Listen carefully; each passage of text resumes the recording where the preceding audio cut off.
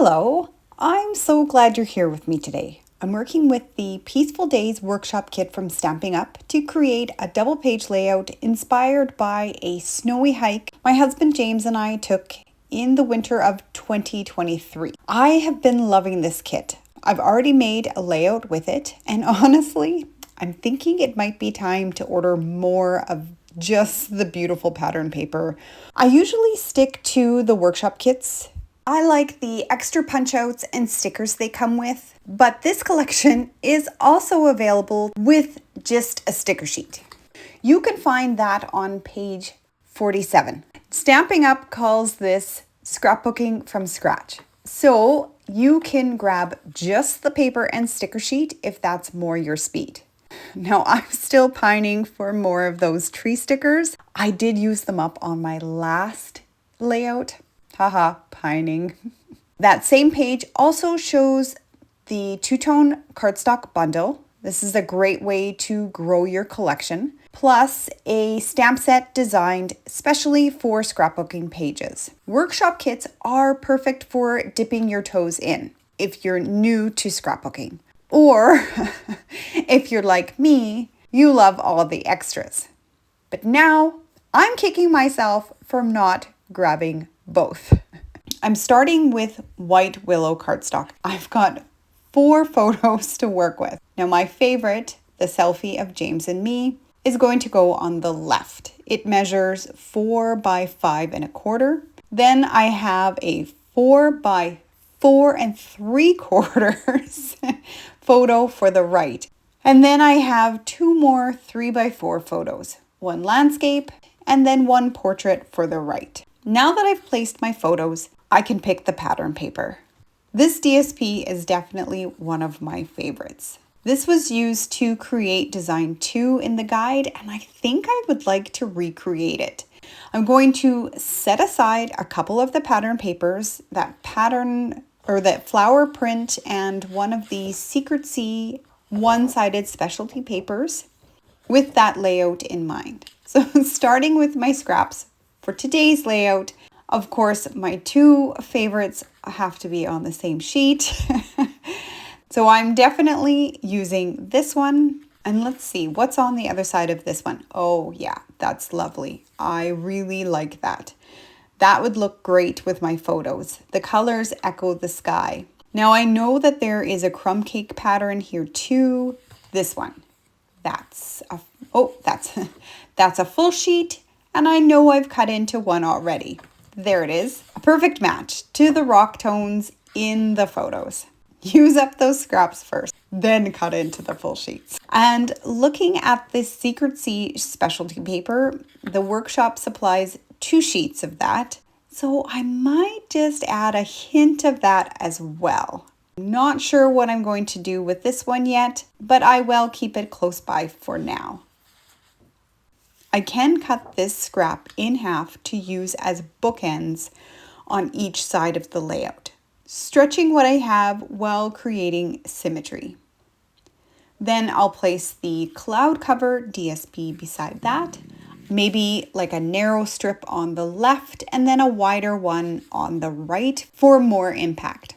Because my photos have so many tans and browns, I'm thinking of placing this pattern paper across the bottom of both pages to ground the whole spread, like a visual shelf to anchor the photos and give your eye somewhere to rest. Now we have a plan. I like it. And I'm going to go ahead and commit. The dark blue pattern paper measures 1.5 by 12, 1 for the right and 1 for the left. And the cloud cover pattern I trimmed 1 to 1 by 12 for the left. And then for the right, it's 4 1/4 by 12. The brown paper measures 9 by 5 and 6 1/4 by 9 for the right. Basically, I took that scrap that I had and I cut it in half to determine the height and then removed what was going to be covered by the other papers. Now, I did not forget that Secret-See paper. I'm picturing it peeking out from behind the layout, kind of at the top and the inside edges. framing the white cardstock. It'll add depth and pull in the tree tones from my photos. The greens that are taking on that rich dark blue cast from the winter light. So let's do it. To save as much paper as I can, I'm going to gut the center first. I've got my rotary trimmer. I'll set the paper at the 1 inch mark. The blade goes in 1 inch from the bottom, and then I'll run it up and stop 1 inch before the top. I'll flip the paper, line it up again at the 1 inch mark, and repeat this on all 4 sides. Sometimes I don't cut right into the corners, and that's okay. I go back with my scissors and snip the corners free. Now I'm left with just the outer frame and the center piece that I can use on another project. I'm only using half of the frame on each side of the layout. So I'm going to roughly cut it in half. To keep the layout a true 12 by 12, I brought in a piece of cardstock as my guide. Now I've already trimmed 1/4 of an inch off of 2 sides of the white cardstock. I'm going to place adhesive onto the Secret frame, kind of close to the bottom edge, so it won't show. And then I'm placing the frame onto the upper right corner of the crumb cake cardstock, matching the edges. So I'm working on the left side of the layout first. I'll carefully set the white cardstock on top, lining up the lower left corner with the crumb cake cardstock underneath. I'm holding it in place with my thumb, and then I'm going to press it in place once I have it where I want it. So while the crumb cake cardstock is still underneath, I'll attach the strips of the outer edge and the bottom piece too. Beforehand, I do want to let you know I inked the edges of all the pattern paper with Secret ink to give everything a soft finish.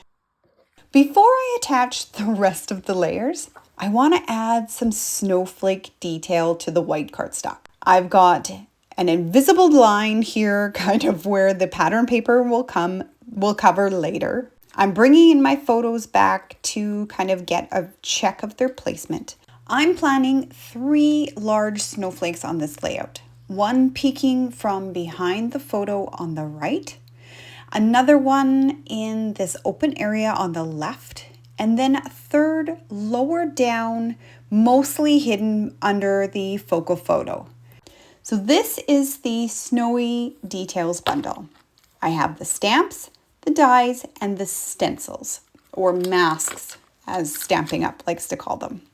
I bought this stamp mostly for these massive snowflake dies, but between the masks, the dies, and the coordinating stamps, you can mix, match, and layer to create endless snowy textures and details on your pages. It's crazy. The biggest snowflake is nearly the size of my hand. For today's project, I'm using both the masks and the dies from this set. I'm using a scrap piece of paper, sticky notes for masking and holding the stencil in place, and 4 inks. Bordering blue, this is a retired ink, but I feel like it's pretty close to the cloud cover color. I have boho blue, another retired in color, misty moonlight, and secret sea. Each color has its own blending brush. So starting on the left side of the layout, I'm placing the first mask. Each one has a little V notched into it to help line it up. So with a pencil, I'm going to make a mark inside the V and a little bit above and a little bit below onto the white cardstock. Because I'm lining this up with the top edge, I'm also going to add a little mark in the lower corner. That way, when I layer in the other stencils, everything stays perfectly aligned and the snowflake design will seem seamless. I'm holding the mask down with 2 sticky notes so it won't shift. Masks are great for adding detail and color onto your layouts without the bulk. and they will last forever if you properly store them. I'm starting with the lightest color, bordering blue. Before I touch the blending brush to the paper, I'm blotting my brush off on the scrap paper to avoid blotchy spots. Then I'll start off of the mask and then blend onto the cardstock. This keeps the color soft and even. Once the whole image is filled in, I carefully remove the sticky notes and I'll bring in the next mask. Just keep in mind you always want the numbers facing up so that you know you're layering correctly. I'll hold it in place again with the sticky notes, and this time I'm using boho blue and a fresh brush. Working from light to dark helps make the details pop. Masks do take a little bit of time, but they create such a big impact. You can even shift or rotate them slightly between layers to create a shadowed effect or, a custom design. The next color is Misty Moonlight, following the same steps as before, and I'll finish off with Secret Sea for the final color. To keep this video from getting too long, I'm going to skip ahead. And here's the finished result. Isn't it gorgeous? Off camera, I completed the other two snowflakes. Now before I move on, I want to add splatters to the page. I'm covering the pattern paper at the bottom of the layout to protect it from the ink. And for this technique, I am using a Wink of Stella, my Misty Moonlight Stampin' Pad, and a clear block. Any non-porous surface will work. This is just what I grabbed. I'll place a touch of the ink onto the block. You really don't need much. And then I'm blending it in with the sparkly liquid from the pen. Just going to squeeze a little amount out to mix. You'll notice that I only inked half of the snowflake on the lower left because it's going to be covered by the photo, so there's really no point of wasting time or ink on something you won't see. Then I'll simply tap the Wink of Stella against whatever pen or marker I have nearby to release the splatters. I'm keeping them light and scattered, not really aiming for an exact spot, just spreading them around for a subtle shimmer. For my photo mats, I'm using Pecan Pie two-tone cardstock to pull out those warm, earthy colors from the photos. I'm using the dark side of the cardstock to echo some of the deeper tones in the photos. Matting all the pictures ties everything together and instantly makes the page look cohesive. Now that I've introduced that silvery blue sparkle with the Wink of Stella, why not bring in more silver? I cut 2 1/4-inch strips from silver foil specialty paper, one for each side of the layout, and I'm placing it right over the seam where the 2 pattern papers meet. This will act kind of as a transition piece and give the whole spread a polished look. The kit comes with a few title options. There's Cherished in Love and Good Times, but none of these are feeling quite right. So instead, I'm reaching for the Turtley Sweet stamp set. I am drawn to the smiles and sunshine sentiment for the title. Even though it was a cold day, it was sunny. And, our smile says it all. So don't be afraid to, pull out stamp sets that would be considered summer or, warm days. Sometimes the perfect title is hiding in an unrelated stamp set. It fits perfectly in this open space above the focal photo. So then it's stamped over the 2 snowflakes, tying them together. Or maybe it could go kind of down here above the 3x4 photo. It will still touch 2 snowflakes. While I decide, let's move on. So the kit also comes with 3 journaling boxes. One says all smiles. But my title already mentions smiles, so that's out. The other says the best part, and then I have one that says documented. Now I could use the best part, and it fits really well in this spot. But since there wasn't really one best part of our hike, other than, being with my wonderful husband, yeah, aw. Let's try the smaller documented box instead. Yeah, you know what? I think that's the winner. It fits the space nicely and it doesn't repeat the title. For extra embellishments, I'm using the Snowy Delights dies along with 3 shades of blue cardstock. I have Misty Moonlight, Cloud Cover, and Secret Sea. Now I also pulled out the Snowflake Kisses dies. I only bought the dies. I did not buy the stamp set to go with this. It's basically just sentiments, but I really liked the detail snowflakes, knowing that they would pair beautifully with these snowy details dies. So off camera, I cut a variety of snowflakes in all the sizes and colors, plus a few white ones for some contrast.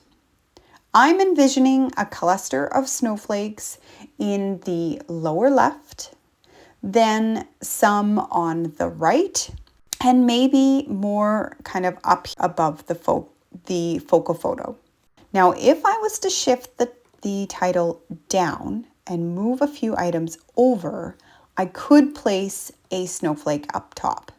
That gives me 3 points of interest and forms a visual triangle, which helps guide the eye around the page.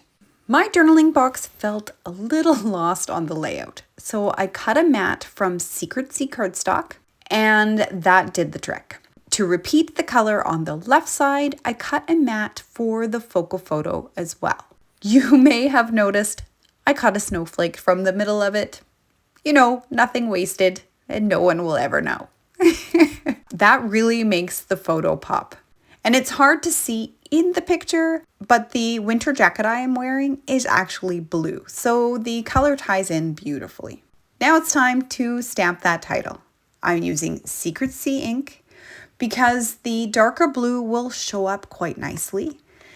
To create a smooth stamping surface, I'm placing my piercing mat, so it's a foam mat, under the layout where the title will go.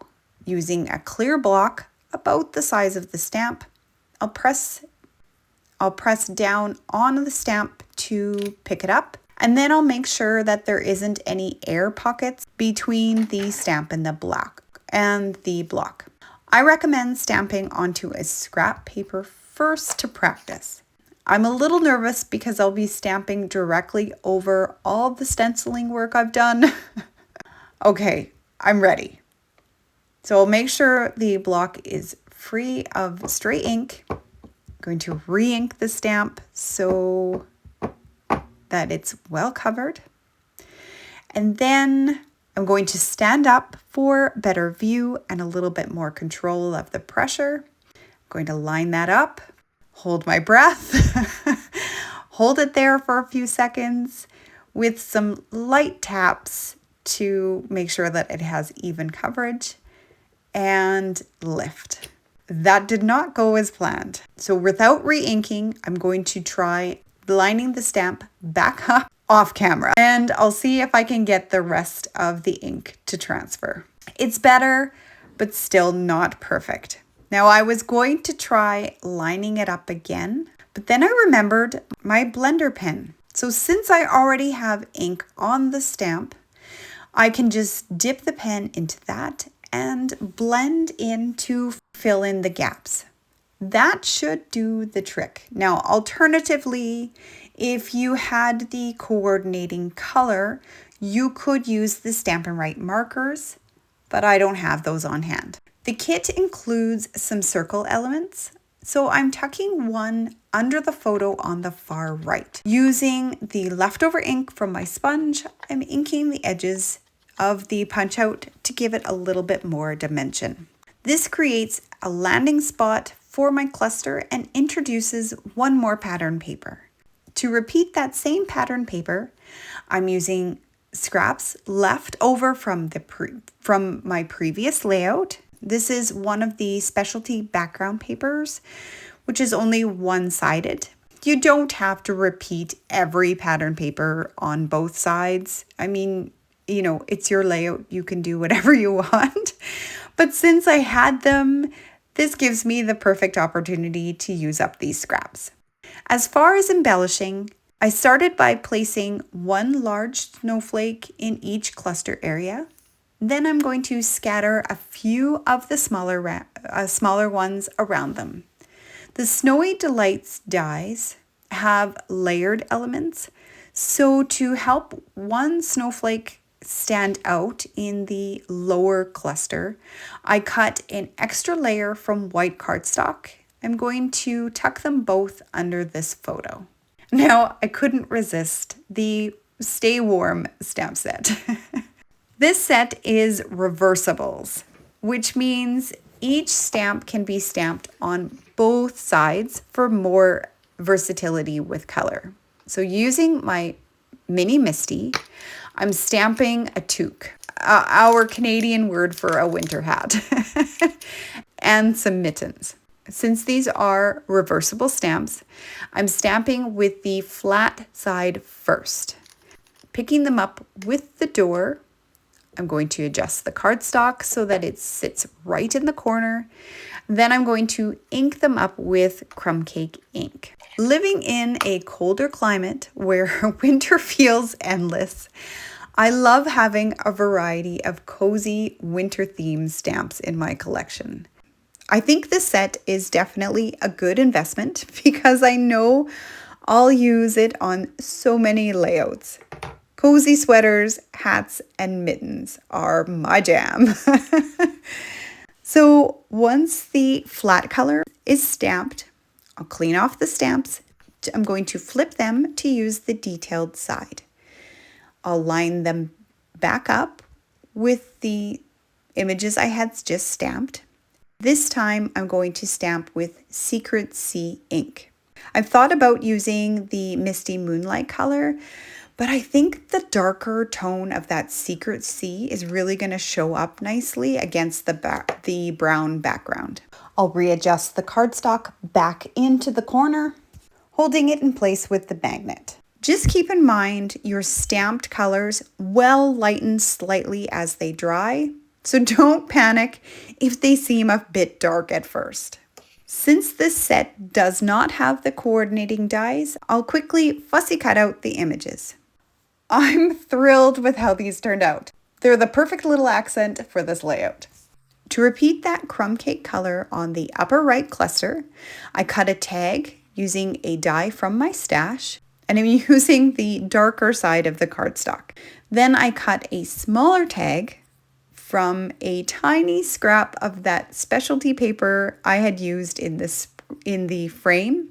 Layering the two brings in a little bit of texture and color from the rest of the layout. Then I added a few snowflakes around the tag, and I'm going to kind of playing with the placement until it feels balanced. I wanted touches of white in all three clusters, but the large snowflake with the white layer just wasn't working for me. I'll pause for a minute and write out my journaling while I rethink that area.